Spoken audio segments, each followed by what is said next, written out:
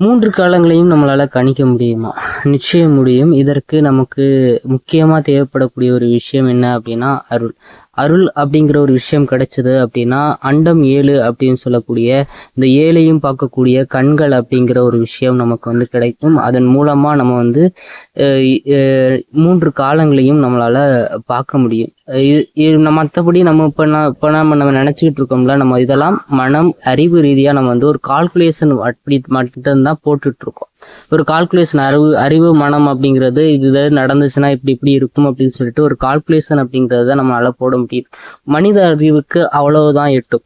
அதற்கு அப்பால் இருக்கக்கூடியது தான் அருளறிவு. இந்த அருளறிவுல எல்லாமே இருக்கும். எல்லாத்தையும் நம்மளால பார்க்க முடியும்.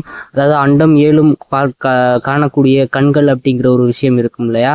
அப்படி இருக்கும்போது எல்லாத்தையும் நம்மளால பார்க்க முடியும். நம்ம இப்ப எப்படி இருக்கோம் அப்படிங்கிறத நம்ம தெரிஞ்சுக்கணும். நம்மளோட இயல்பு எப்படி இருக்கு அப்படிங்கிறத தெரிஞ்சுக்கணும். நம்ம எப்படி ஒரு விஷயத்த பார்க்குறோம் அப்படிங்கிறத தெரிஞ்சுக்கணும் அப்படின்னா, நம்ம இப்போ நான் இருக்கேன் அப்படின்னா, நான் என்னோட மனதுல என்னென்ன உணர்வுகள் மற்றவங்க என்னென்ன உணர்வுகள் இருக்காங்களோ அதை வச்சு நான் வந்து ஒரு விஷயங்களை நம்ம வந்து கற்பனையா வந்து நம்ம செஞ்சுக்கிறோம். இது கற்பனை கிடையாது. அருள் வழியா பார்க்கும்போது கற்பனை கிடையாது.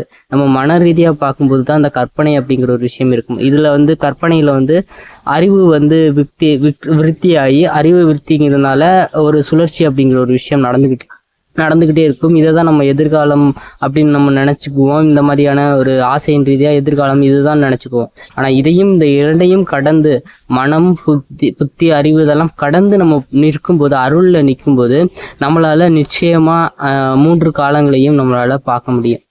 இதுதான் நம்ம சித்தர்கள் பெருமக்கள் எல்லாருமே செஞ்சு காட்டின ஒரு உன்னதமான ஒரு நிலை.